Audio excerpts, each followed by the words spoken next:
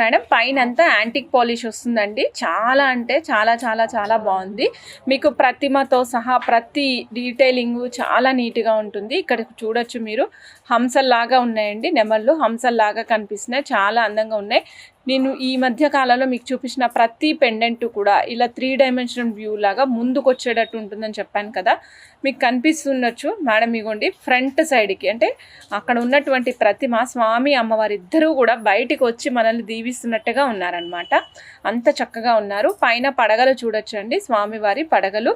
2 వైపులా కావాలంటే నేను 2 వైపులా ఫిక్స్ చేసుకోవచ్చండి. లేదు మేడం నేను తీసుకుని వేసుకుంటానంటే ఇగోండి ఇలా డిటాచబుల్ యూజ్ చేసుకునైనా తీసుకోవచ్చు.